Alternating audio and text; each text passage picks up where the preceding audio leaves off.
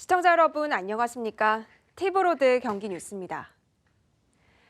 일본의 무역 보복 조치로 인한 일본 제품 불매 운동이 전국으로 확산하고 있는데요. 광명시 슈퍼마켓 협동조합에서도 불매 운동 동참을 선언했습니다. 160명의 점주들은 일본이 무역 보복을 중단할 때까지 일본 제품을 판매하지 않겠다는 의지를 밝혔습니다. 조윤주 기자가 보도합니다. 아사히와 기린 등 일본 맥주들이 카트에 실려 반품 트럭으로 옮겨집니다. 광명시 슈퍼마켓 협동조합이 일본 제품 판매 중단을 선언했습니다. 일본 제품 판매를 전면 중단한다! 중단한다! 점주들은 담배와 맥주 등 일본 제품을 전량 반품 처리하고 신규 발주도 중단했습니다. 자발적으로 일고 있는 불매 운동에 저희 광명 슈퍼마켓 협동조합도 이대로 있을 수 없다 해서 일본 정부가 제정신이 드는 그날까지 무기한 판매 중지 선언을 동참을 하기로 했습니다. 조합 측은 일본이 무역 보복을 중단할 때까지 불매 운동에 계속 동참하겠다는 의지를 밝혔습니다. 매출이 2에서 3% 줄어들 것으로 보이지만 일본이 무역 보복 조치를 중단할 때까지 계속한다는 계획입니다. 광명시 슈퍼마켓 협동조합 소속 160명 회원 점포는 아사히, 기린 등 일본산 인기 맥주와 마일드 세븐 담배 반입을 거부할 뿐 아니라 판매 매대에서 철수시키고 적극적으로 일본산 제품에 대한 불매 운동을 펼쳐 나갈 것이다. 광명 지역 슈퍼마켓은 모두 250여 개. 조합 측이 일본 제품 판매 거부와 불매 운동 동참에 나선 가운데 지역 슈퍼마켓에서도 판매 거부 운동이 점차 확산될 것으로 보입니다. 티브로드 뉴스 조윤주입니다. 경기도의 많은 소규모 공장 중 하나가 바로 섬유 염색 공장들입니다. 그동안 수질 오염 물질을 배출하다가 적발되는 경우가 많았는데요. 이번에는 대기 오염 물질을 무단으로 배출하다가 경기도의 무더기로 적발됐습니다. 박일국 기자입니다. 한 섬유 염색 공장 내부입니다. 대기 오염 물질을 처리하는 환풍구에서 뿌연 연기가 그대로 빠져나옵니다. 사실상 제 역할을 못하는 겁니다. 시설을 무단으로 설치하거나 설치하고도 가동을 하지 않는 경우도 적지 않습니다. 미신고를 지금 안 돼 있는 사람이에요. 미신고 설치, 그러니까 미신고로 운영하시는 거예요. 경기도가 악취 민원 등이 많은 30개 염색 업체를 수사한 결과 10개 업체에서 대기 오염 물질을 무단으로 배출해온 것으로 드러났습니다. 비용 절감 때문에 결국은 대기 오염 방지 시설을 제대로 가동하지 않고 고장난 채로 불법적으로 오염 물질을 배출하고 있는 그런 업체를 잡아냈습니다. 도내 섬유 염색 업체는 약 900여 개. 경기도는 적발 비율이 30%에 달하고 미세먼지와 신경 물질이 대량 배출되는 점을 감안해 앞으로 환경부서와 단속을 확대할 방침이라고 밝혔습니다. 섬유 염색을 하는 중에 고열 처리하면서 악취나 그다음에 유해가스, 먼지 등이 배출하게 됩니다. 그래서 대기오염 방지시설 설치가 가동이 필수적입니다. 경기도는 이 밖에 건설 현장의 문제도 사전에 예방하기 위해 시민과 전문가로 구성된 시민감리단을 출범시켰습니다. 시민감리단은 앞으로 경기도와 산하기관이 발주하는 30억 원 이상의 공사장은 필수적으로 참여해 건설 부조리 등을 검토할 예정입니다. 경기도는 전기, 통신, 소방 등 분야별로 20명을 선발하고 공사장의 오염물질 배출, 재해 예방 활동도 함께 진행할 예정입니다. 티브로드 뉴스 박일국입니다.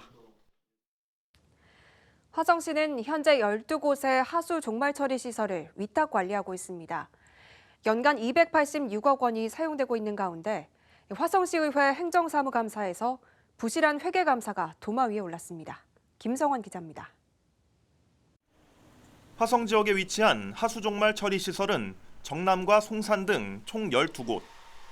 시는 하수 종말 처리 시설 위탁 관리 비용으로 연간 286억의 세금을 사용하고 있습니다. 앞으로 4곳이 추가적으로 신설되면 수십억 원이 더 소요될 예정입니다.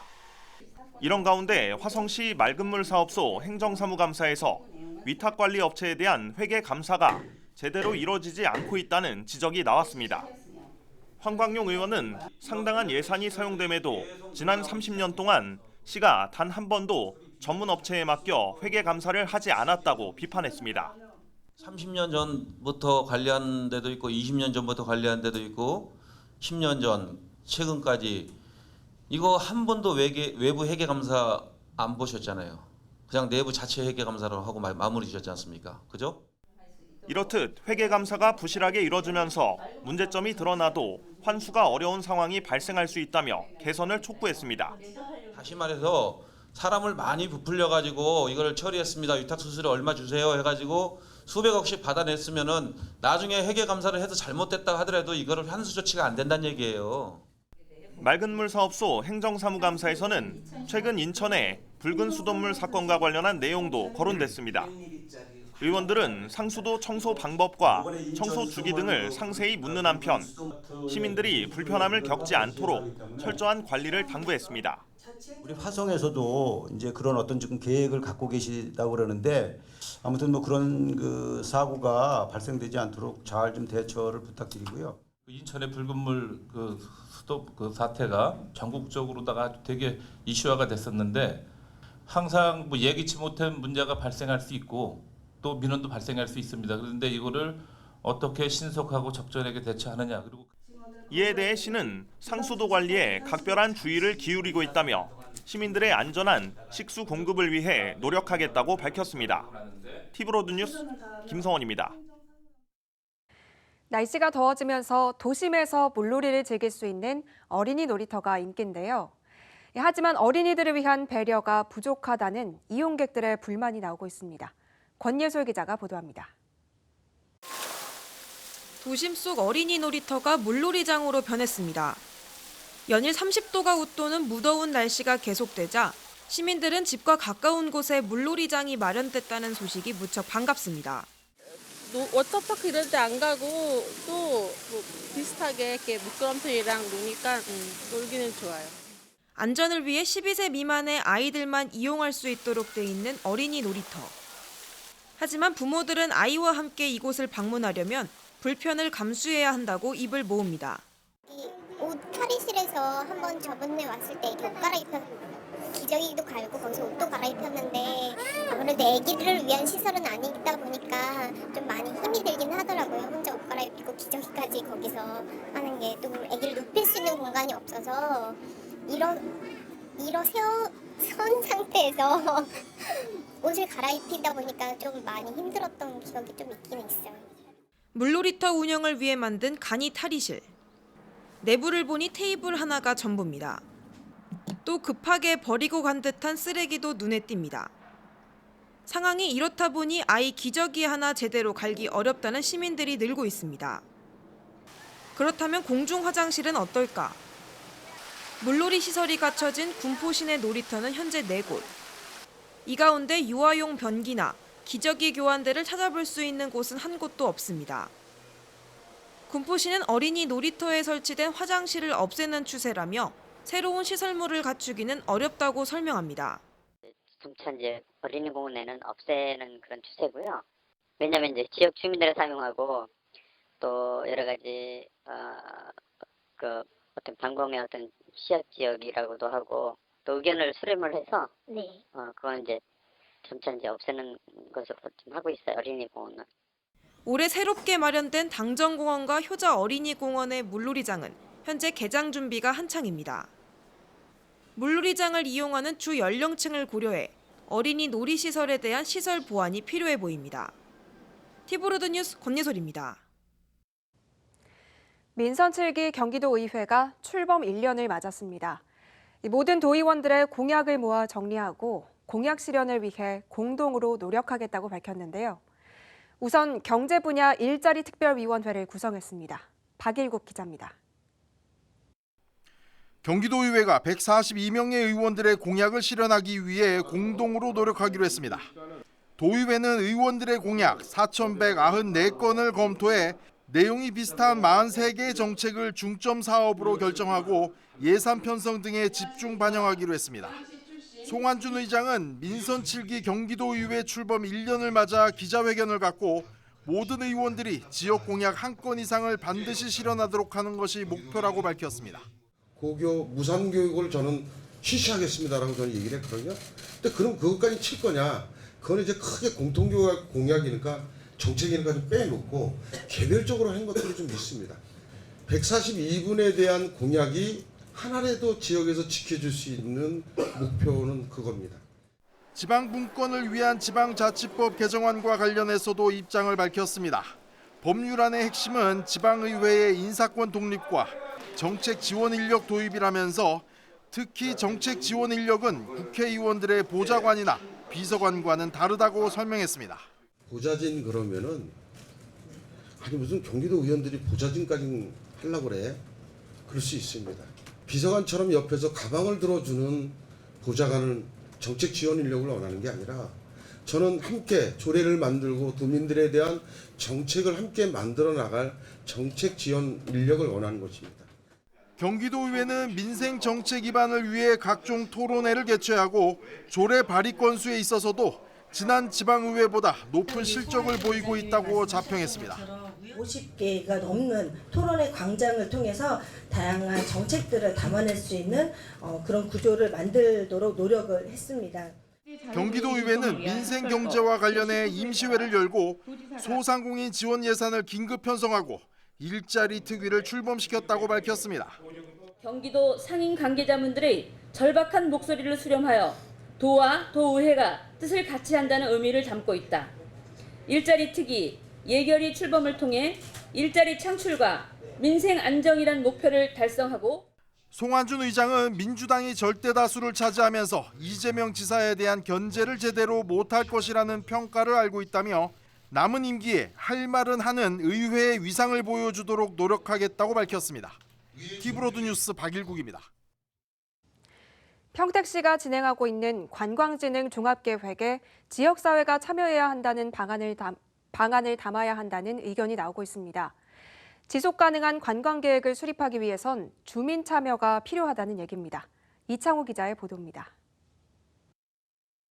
지난 1997년 관광특구로 지정된 송탄 관광특구. 2024년 상반기까지 새로 조성되는 평택호 관광단지와 세계 문화유산인 평택농악, 그리고 평택항은 평택 지역의 대표적인 관광 자원입니다. 평택시는 이처럼 다양한 관광 자원을 구체적으로 활용하기 위해 관광진흥 종합계획 수립 용역을 진행하고 있습니다.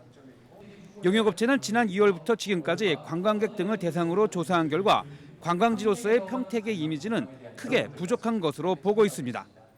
따라서 현재 진행하고 있는 용역에 관광 브랜드 개발과 함께 관광객을 끌어들일 수 있는 정책을 마련할 예정입니다. 종합적인 계획을 바탕으로 구조를 짜는 게 중요하다고 보고 있고, 무엇보다 평택이라고 했을 때 관광의 이미지가 떠오를 수 있는 브랜드를 만들어내는 것, 그리고 대외적인 협력과 유관기관의 협력을 통해서 한정된 예산 안에서 가장 효과적으로 평택의 관광이 성장할 수 있는 방안을 찾는 것. 이런 가운데 김남현 동국대 교수는 이번 용역에 지속가능한 관광 비전을 담아내야 한다고 제안했습니다. 환경과 사회, 경제적인 측면을 고려해야 하고 지역 주민이 참여하는 관광 정책을 짜야 한다는 겁니다. 이를테면 지역 주민이 자신들의 생활과 연계한 관광 프로그램을 짜고 관광객을 유치해 이익을 낼 수 있게 해야 한다는 의견입니다. 지역 주민, 지역 사회가 직접 관광에 관심을 가지고 직접 관광 기업을 운영을 하는 것. 그래야만 그 관광의 이익이 고스란히 지역에 남아있게 되는 거고요. 그리고 지역의 자원을 활용을 해서 여러분들이 관광 활동을 하는 것이 지역 사회를 조금 더 지속 가능하고 발전시키는 하나의 방법이라고 할 수가 있습니다. 평택시가 진행하고 있는 관광진흥 종합계획 수립 용역은 송탄 관광특구 진흥계획과 함께 오는 11월까지 진행됩니다. 티브로드 뉴스 이창호입니다. 평택시는 송탄 근린공원 급수시설에서 A형 간염 바이러스가 검출되지 않았다고 밝혔습니다. 시는 지난 2일 A형 간염 바이러스가 검출돼 서정동 송탄 근린공원 등 4곳의 급수시설에 대해 지난 3일 재검사에 들어갔습니다. 그 결과 송탄 근린공원 등 4곳 모두 음성 판정이 나는 등 A형 간염 바이러스가 나타나지 않았습니다. 시는 따라서 안전한 급수를 위해 일반 세균과 대장균 등의 검사를 실시한 뒤 시민에 개방할 예정입니다.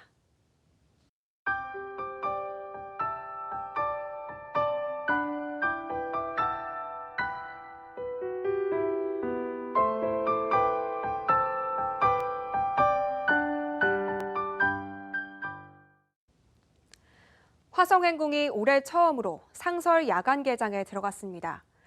조명과 함께 문화재의 야경을 감상할 수 있게 된 건데요.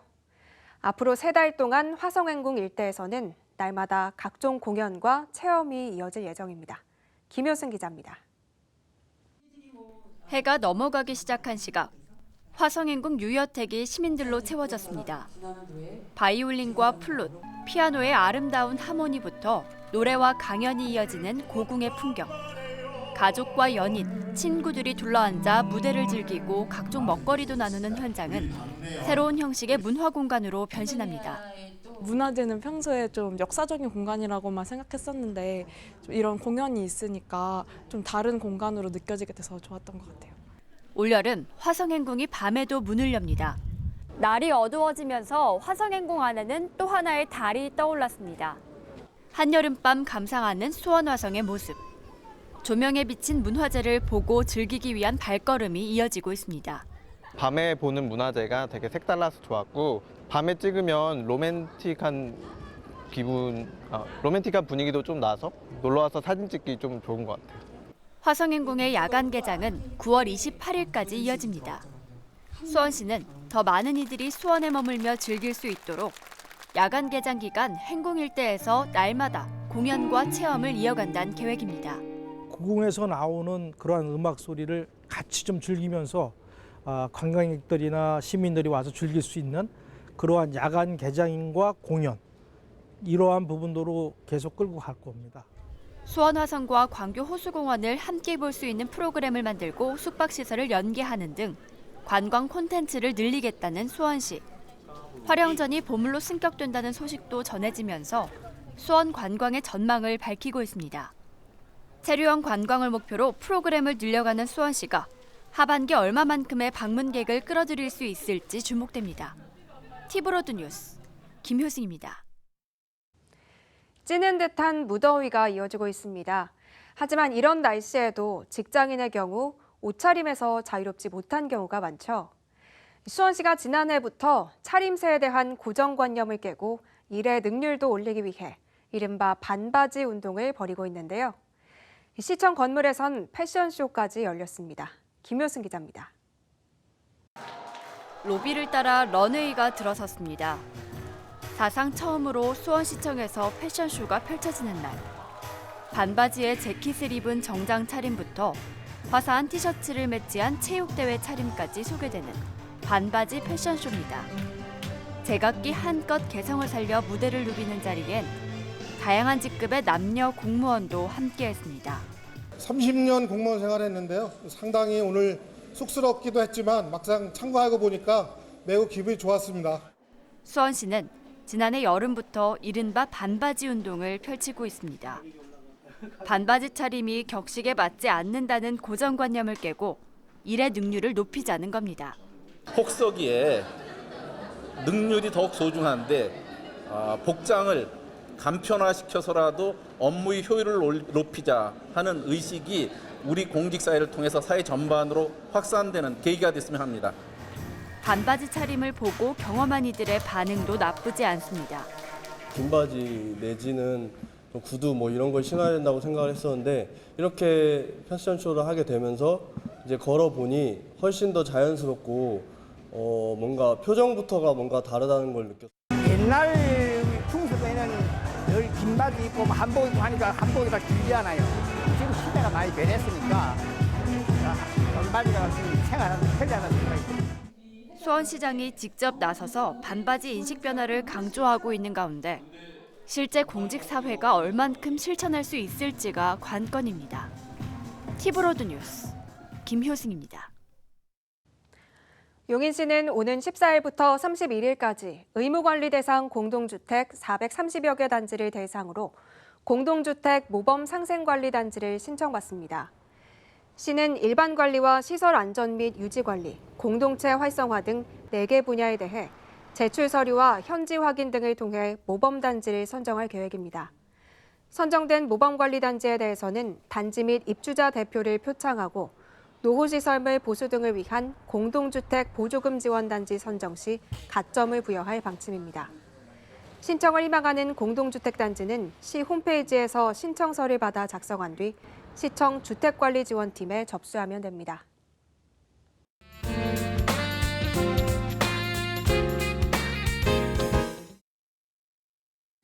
연일 이어지는 폭염 때문에 양산을 들고 다니는 분들 많으신데요. 그래서 오늘은 폭염을 이기는 아이템, 양산 선택법과 함께합니다.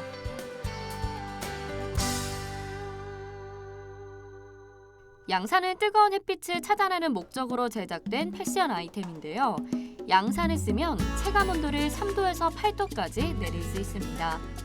양산을 선택할 때 가장 중요한 것은 자외선 차단 지수. 양산의 소재에 따라 자외선 차단율이 달라지는데요. 여러 가지 실로 두툼하게 짜낸 자카드 소재 양산은 자외선 차단율이 99% 이상입니다. 그리고 요즘은 양산 안쪽이 코팅 처리된 암막 양산이 인기인데요. 빛과 자외선을 모두 차단하기 때문에 시원하고 눈부심도 덜하다고 합니다. 양산을 고를 땐 흰색과 검은색 중에서 고민하게 되는데요. 흰색은 자외선 차단 효과는 다소 떨어지지만 보기에 시원하고요. 검은색은 자외선과 빛 반사 효과는 좋지만 적외선도 흡수하기 때문에 더워지는 단점이 있습니다. 그래서 바깥쪽은 희고 안쪽은 검은색 양산이 가장 좋다고 하네요. 잠깐! 혹시 양산을 우산처럼 사용하시나요? 양산은 물에 젖으면 자외선 차단 기능을 잃을 수 있습니다. 절대 비가 오는 날에는 사용하지 마세요. 이제 비가 올 땐 우산, 폭염일 땐 양산으로 더위를 잡아보세요. 다음은 지역 소식입니다.